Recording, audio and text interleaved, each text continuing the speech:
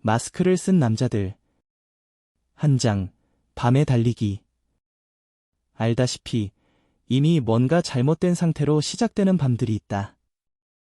차가운 바람이 다르게 부는 건지, 거리의 정적이 더 깊게 느껴지는 건지 모르겠지만 뭔가가 잘못된 느낌을 받는다.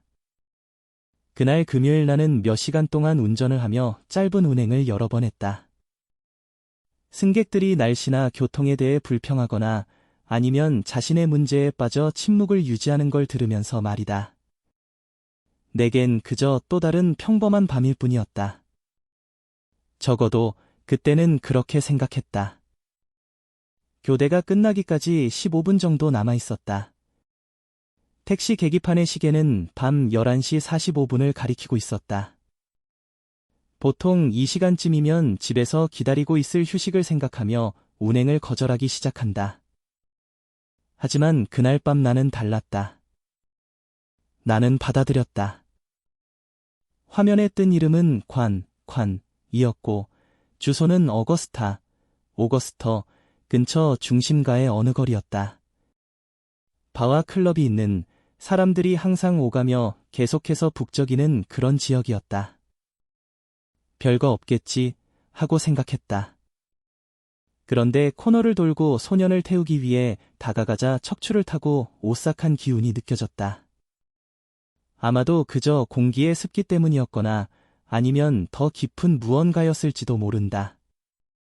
그는 거기 땀박거리며 곧 꺼질 것 같은 가로등 밑에 서 있었다. 관은 젊었고 25살이 채 되지 않아 보였다.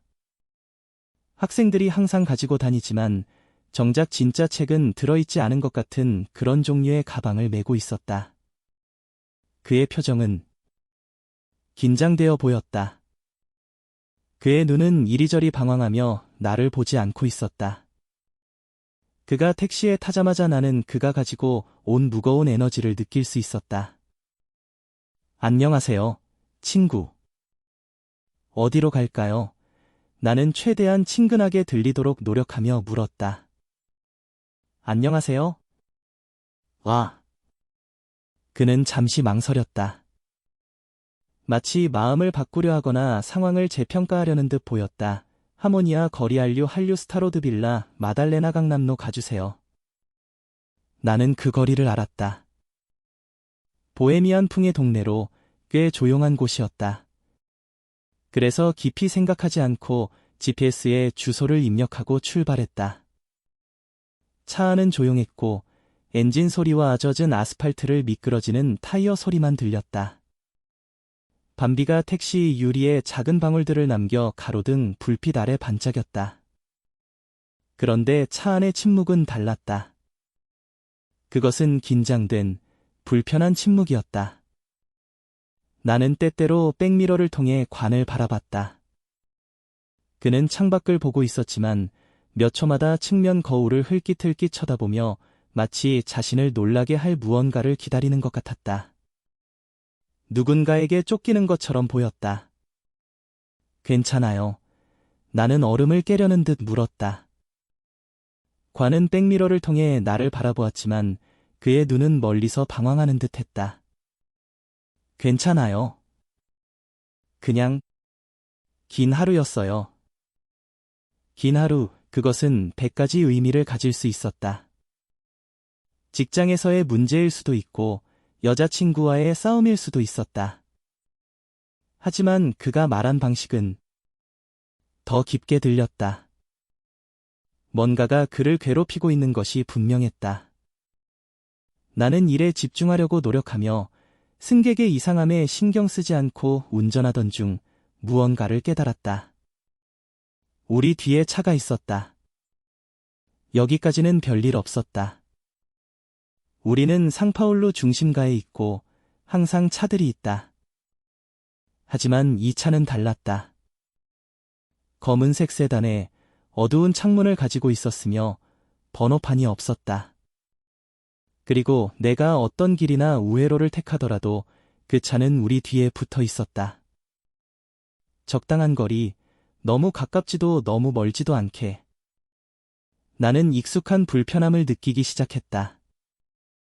뭔가 확실히 이상했다. 우리를 따라오는 것 같아요. 나는 중얼거리듯 말했다. 관이 장난처럼 웃거나 농담이죠. 같은 반응을 기대하며. 대부분의 사람들은 이런 상황에서 그런 반응을 보였을 것이다. 하지만 그는 웃지 않았다. 오히려 그는 더 긴장했고 몸이 뒷좌석에 약간 움츠러드는 것을 느꼈다. 나는 그가 가방의 양옆을 단단히 잡고 있는 손가락을 보았다. 그는 신경이 곤두서 있었다. 저 차 알아요. 나는 불안함이 커져가는 것을 감추려 침착하게 물었다. 관은 대답하는데 시간이 걸렸다. 그가 말했을 때 그의 목소리는 떨렸다. 그들이 어제부터 나를 쫓아다녔어요. 갑자기 상황이 나쁜 방향으로 맞물리기 시작했다. 아주 나쁘게. 나는 관의 공포가 커지는 것을 느꼈고 아드레날린이 내 혈관을 타고 돌기 시작했다. 본능적으로 나는 다시 백미러를 보았다. 검은 차는 여전히 있었고 내가 아는 모든 커브를 따라왔다. 대체 무슨 일을 저지른 거야, 소년? 나는 그에게라기보다는 나 자신에게 물었다. 아무것도 아니에요. 그는 너무 빨리 대답했다. 그의 목소리에 명백한 거짓말의 흔적이 있었다. 그냥 잘못된 사람들과 얽혔어요. 그게 다예요. 이 정도로 심각해질 줄은 몰랐어요. 이 정도. 정확히 어떤 지경까지 간 걸까? 무엇인가 아주 잘못되었다. 택시 안의 온도가 몇 도 떨어진 것처럼 느껴졌고 관의 공포가 공기를 오염시켰다. 그가 무슨 일을 했든 이제 후회하기엔 너무 늦었다. 그들은 오고 있었고 그냥 넘어갈 것 같지는 않았다. 듣고 바로 경찰서로 가는 게 좋을 거야. 내가 무슨 일을 저질렀든 경찰과 해결하는 게 저 녀석들과 상대하는 것보다 나을 거야. 나는 이미 그가 준 주소에서 벗어나 반대 방향으로 가는 커브를 준비하면서 말했다. 안 돼. 관이 갑자기 거의 히스테릭하게 외쳤다. 아니, 넌 몰라. 우리가 경찰서로 가면 그들이 내가 무슨 말을 하기도 전에 날 잡아갈 거야. 저 사람들? 보통 사람들이 아니야. 그들은 멈추지 않아. 소녀는 겁에 질려 있었다. 그리고 솔직히 나도 조금씩 겁이 나기 시작했다. 우리가 다음 코너를 돌자 검은 차는 속도를 냈다. 택시 바로 뒤에 바짝부터 헤드라이트가 뒷유리를 통해 쏟아져 들어왔다. 핸들이 내 손에서 떨리기 시작했는데 검은 세단이 택시의 뒷범퍼를 강하게 밀어붙였다. 나는 비명을 지르며 가속 페달을 세게 밟았지만 오래된 택시는 그 차와 경쟁할 수 없었다. 그들은 다시 우리를 밀었고 택시는 거의 도로를 벗어날 뻔했다. 관은 뒷좌석에서 숨을 헐떡이며 공포에 질린 눈으로 나를 바라보고 있었다. 나도 내 공포가 목에 차오르는 것을 느꼈지만 어떻게든 통제력을 유지해야 했다. 그들은 다시 차를 밀어붙였고 택시는 균형을 잃고 도로를 미끄러지다 턱에 부딪히며 요란한 소리를 냈다. 내 심장은 요동쳤고 엔진이 멈추었다. 모든 것이 잠시 동안 정적에 빠졌다. 검은 차 문이 열리는 소리가 들릴 때까지. 그들은 오고 있었다. 차에서 내리세요. 소리를 질렀는데 다니엘이 몸이 마비됐어요. 뒤를 돌아보니 실루엣이 보였다. 다가오는 두 남자. 그들은 눈구멍이 있는 흰색 가면을 쓰고 있었습니다. 눈과 입은 할로윈 파티에서 볼 수 있는 것과 비슷하지만 비 오는 밤 한가운데 그곳은 완전히 외딴 곳이었습니다. 나의 생존 본능이 나를 사로잡았습니다. 나는 문을 열고 밖으로 뛰쳐나갔다. 2장, 공포의 밤. 나는 도망쳤다. 관도 생각하지 않았고 우리 뒤에 있던 복면 쓴 남자들도 생각하지 않았어요. 길 한복판에서 낡고 쓸모없는 기계처럼 죽어있던 택시도 생각하지 않았습니다. 네. 몸은 순수한 본능에 따라 움직였어요. 그냥 뛰어야 한다는 것만 알았죠. 가만히 서 있으면 끝이겠죠. 그리고 왠지 그 끝이 빨리 오지 않을 거라는 걸 알았어요.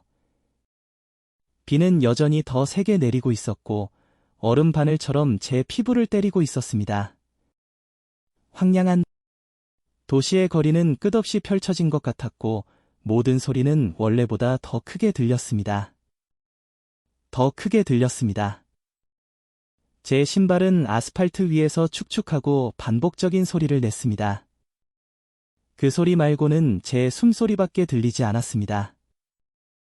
두려움이 마치 살아있는 생명체처럼 제 머릿속을 가득 채우며 한 걸음 한 걸음 내디딜 때마다 커져만 갔습니다. 걸었습니다. 다음 모퉁이를 돌았을 때 잠시 동안 저는 그들을 놓친 줄 알았습니다. 깨진 가로등의 희미한 불빛을 제외하고는 모든 것이 어두웠고 마치 불을 켜기 위해 몸부림치는 것처럼 깜빡거렸습니다. 불빛을 유지하기 위해 몸부림치고 있었다. 저는 벽돌벽에 기대어 심호흡을 하려고 했어요. 심호흡을 하려고 했습니다. 하지만 저는 제가 오래 멈출 수 없다는 걸 알았습니다. 그들은 가까이 있었어요. 느낄 수 있었어요. 두려움은 위대한 안내자죠. 그들이 제 뒤에 있다는 걸 알았어요. 그리고 유일한 방법은 계속 가는 것뿐이었어요. 하지만 무언가가 저를 다시 현실로 끌어당겼습니다. 무시할 수 없는 무언가. 그는 여전히 택시 안에 있었어요. 그리고 저는 그를 거기 두고 왔어요. 생각만 해도 속이 울렁거렸어요. 난 깨달았어. 선택의 여지가 없다는 걸 알았어요. 제 목숨이냐, 그의 목숨이냐였죠. 하지만 그렇다고 해서 더 쉬워지진 않았어요. 그리고 죄책감, 예상치 못한 순간에 나타나는 교활한 감정은 차가운 그림자처럼 제 안에 스며들기 시작했습니다. 저는 여전히 호흡을 조절하려고 노력하면서 벽에서 멀어졌습니다. 다시 돌아가는 것은 미친 짓입니다. 하지만 그를 두고 가면 그에게 무슨 일이 일어날지 알았어요. 검은 차의 문이 열리는 소리를 들었어요. 검은 차의 문이 열리고 젖은 활주로에서 복면을 쓴 남자들의 발자국 소리가 들렸습니다. 그들은 돈을 훔치거나 차를 훔치러 온 게 아니었어요. 그들은 사냥을 하러 온 것이었습니다. 그리고 저는 방금 그들에게 접시에 담긴 관을 건네주었습니다. 뭐가 제 마음을 바꿨는지 모르겠어요. 본능 때문이었을 수도 있고, 영원히 도망치기 전에 마지막으로 옳은 일을 하겠다는 생각 때문이었을지도 모르죠. 아니면 절박함, 선택의 여지가 별로 없다는 것을 알았을 때 찾아오는 선택의 여지가 없다는 걸 알았을 때 내가 떠나면 평생 죄책감을 안고 살게 될 거라는 생각이 들었어요. 살아남지 못할 거라고요. 아니면 더 단순하게는 영웅이 되고 싶었던 것일 수도 있죠. 영웅이 되려고요. 하지만 진실은 영웅은 먼저 죽는다는 것이죠. 그리고 저는 그 사실을 뼈아프게 배우려고 했어요. 방법. 택시로 돌아가는 길은 느렸고 한 걸음 한 걸음이 더 무거워 보였습니다. 저는 알았습니다. 그들이 아직 거기 있다는 걸, 그들이 기다리고 있다는 것을 알았습니다. 하지만 저는 준비가 되어 있지 않았습니다. 택시가 주차된 골목에 도착했을 때 보게 될 광경에 대해서는요. 길 한가운데 비뚤어지고 움직이지 않는 택시였어요. 관은 헝겊 인형처럼 바닥에 끌려다니고 있었습니다. 가로등의 희미한 불빛의 얼굴은 창백했고 젖은 머리에는 빗방울이 떨어지고 있었습니다. 나는 그의 가슴이 고르지 않게 오르락내리락 하는 것을 보고 그가 살아있음을 깨달았지만 오래가지 못할 거라는 걸 알았다. 그가 계속 저러고 있다면 오래가지 못할 거라는 거요. 복면을 쓴 두 남자가 그 옆에 서 있었는데 비에 의해 형체가 어둡고 일그러져 있었다. 비에 의해. 그들은 서두르는 것 같지 않았다. 그중 한 명은 금속봉을 들고 있었어요. 관의 몸 주위를 빙빙 돌며 먹이를 노리는 포식자처럼. 마지막 일격을 가하기 전이었습니다. 다른 한 명은 가만히 서서 그 장면을 지켜보았습니다. 악몽에서만 볼 수 있는 끔찍한 그림처럼 움직이지 않고 무표정했습니다.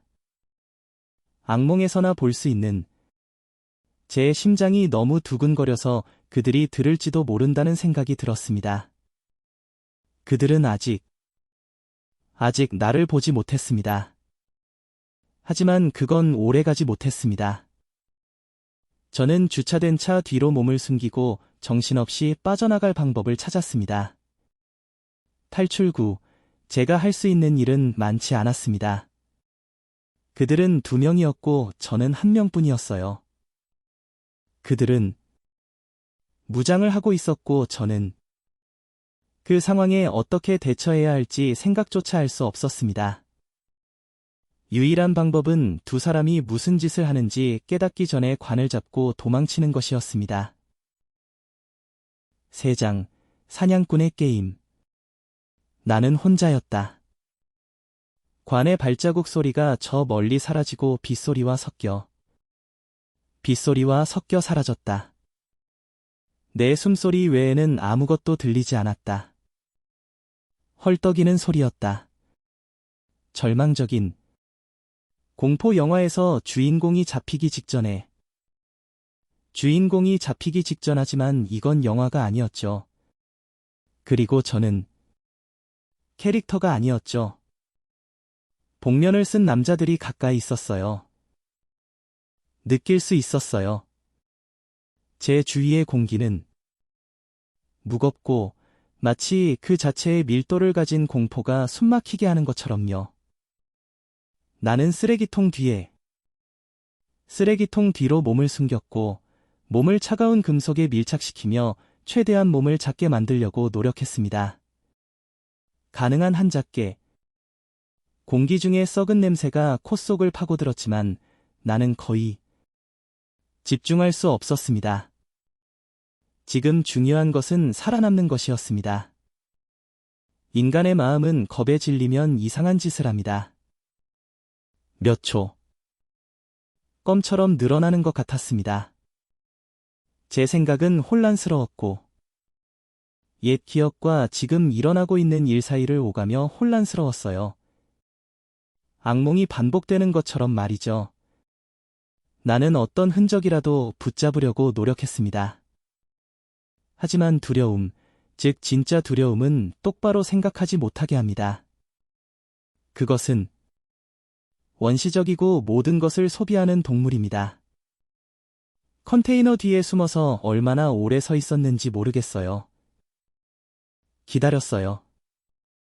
제 생각은 뛰라고 소리치고 있었지만 다리가 마비되었습니다. 마비됐어요. 제가 움직이면 그들이 저를 볼 거라는 걸 알았어요. 그리고 의심할 여지 없이. 그들은 빨랐고 그리고 잔인했습니다. 저에게 남은 기회는 단 하나, 기다리는 것뿐이었습니다. 하지만 고요함 속에서 무언가가 고요함을 깨뜨렸습니다. 발자국 소리. 저와는 달랐습니다. 절박하지도 광란하지도 않았어요. 그들은 통제되고 거의 차분했다. 그들은 느린 북소리처럼 거리에 울려 퍼졌다. 그리고 저는 알았습니다. 그들은 오고 있었다. 숨을 참으려고 노력했습니다.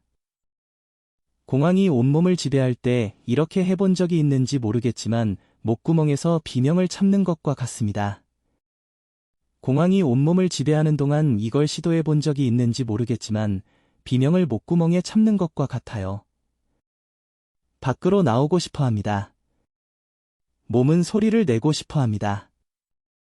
하지만 마음속 깊은 곳에서는 그 소리가 마지막 소리가 될 수 있다는 것을 알고 있습니다.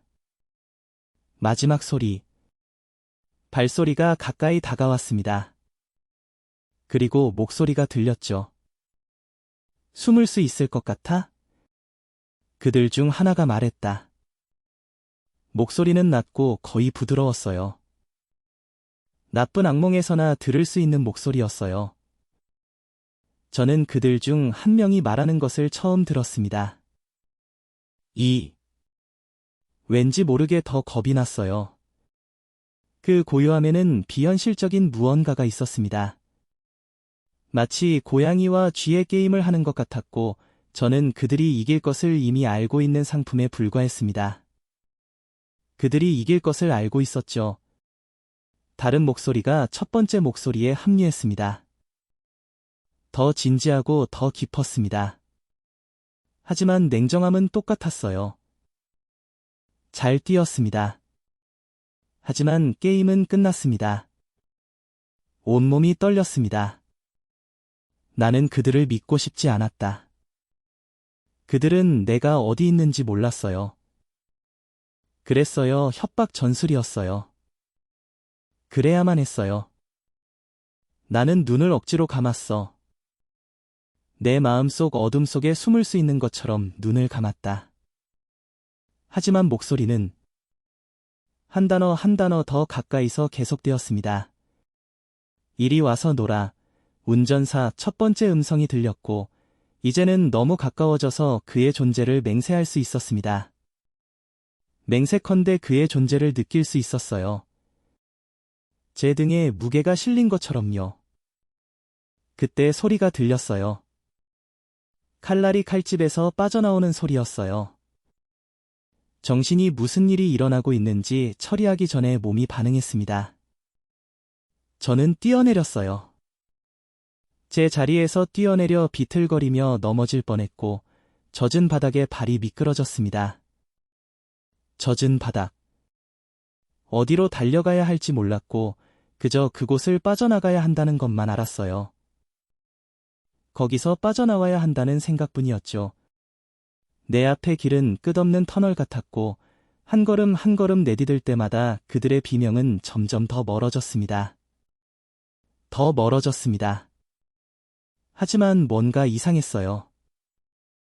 내 안에 무언가가 여기가 함정이라고 비명을 질렀습니다. 탈출하는 게 아니라 끌려가는 거라고요. 내 본능은 두려움과 전쟁 중이었어요. 더 이상 누구를 믿어야 할지 몰랐습니다. 그때 저는 좁은 골목길을 가로질러 왼쪽으로 방향을 틀었습니다. 주위의 건물벽이 마치 도시가 저를 삼키려는 것처럼 제 주변을 꽉 조이는 것 같았습니다. 저를 삼키려고요. 뒤에서 금속이 벽에 부딪히는 소리가 들리자 저는 깨달았습니다. 무언가를 던져 벽에 튕겨나갔다는 것을 깨달았습니다. 그들은 저와 놀고 있었어요.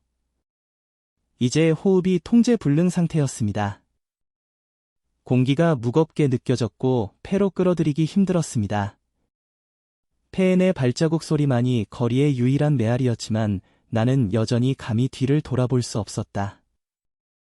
감히 뒤돌아볼 수 없었다. 그 마스크를 보는 것에 대한 두려움이 나를 마비시켰다. 만약 내가 아직 제 안에 남아있던 용기가 연기처럼 증발할 것 같았어요. 그러자 뭔가 바뀌었습니다. 갑자기 침묵이 찾아왔습니다. 완전한 침묵. 마치 온 세상이 잠시 멈춘 것 같았습니다. 제 뒤에는 발자국 소리도 없었습니다. 쫓아오는 소리도 없었습니다. 멀리서 빗소리와 희미하게 윙윙거리는 가로등 소리만 들렸습니다. 가로등. 나는 멈춰 서서 여전히 헐떡이며 궁지에 몰린 짐승처럼 주위를 둘러보았다. 내 마음은 그 갑작스런 침묵에 대한 설명, 어떤 설명이라도 찾으려고 노력했습니다. 갑작스러운 침묵. 그때 깨달았습니다. 저는 혼자였다는 것을요. 그들은 더 이상 제 뒤에 없었습니다. 모퉁이를 돌아다니는 그림자가 있을까 싶어 주위를 둘러봤어요. 모퉁이를 돌며 움직이는 그림자를 기대했지만 아무것도 없었습니다. 그들의 흔적은 없었습니다. 마치 그들이 허공으로 사라진 것 같았습니다. 안도감을 느껴야 했습니다. 하지만 안도감은 오지 않았습니다. 너무 뻔했기 때문입니다. 너무 쉽게. 도대체 무슨 일이 있었던 걸까요? 저는 호흡을 진정시키며 최악의 상황은 끝났다고 스스로를 설득하며 골목을 천천히 걷기 시작했습니다. 최악의 상황은 끝났다고 스스로를 설득했습니다. 그들이 포기했다고. 어쩌면 관이 탈출에 성공해서 그들을 유인했을지도 몰랐다. 어쩌면. 하지만 그 희망은 그들을 보는 순간 깨졌습니다. 골목길 끝에 서서 복면을 쓴 남자 중 한 명이 나를 기다리고 있었다. 그는 저를 보자마자 동상처럼 서 있었어요. 하얀, 무표정한 마스크가 가로등 불빛에 반짝이는 것 같았어요. 저는 얼어붙었습니다. 제 안의 모든 것이 저에게 소리를 질렀습니다. 도망치라고 소리쳤지만 내 몸은 반응하지 않았다. 한 걸음 앞으로 나아갔을 때 오른쪽 그림자 속에서 다른 복면 남자가 천천히 제 쪽으로 걸어오는 것이 보였습니다. 오른쪽으로 천천히 제 쪽으로 걸어오고 있었어요. 그들은 저를 둘러싸고 있었어요. 다시요. 그때 세 번째 인물이 나타났습니다.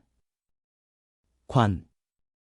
그는 가면을 쓴 두 남자 사이에 서서 어깨를 숙이고 얼굴이 부어 있었지만 뭔가 그에게 문제가 있었습니다. 나는 그것이 무엇인지 말할 수 없었지만 그가 움직이는 방식은 그것은 달랐다. 서툴렀어요. 마치 억지로 걷는 것처럼요. 관. 내 목소리는 거의 속삭이듯 약하게 나왔다. 나는 그가 대답할 거라고 기대하지 않았다. 그는 대답하지 않았어요. 그는 그냥 움직이지 않고 서 있었어요.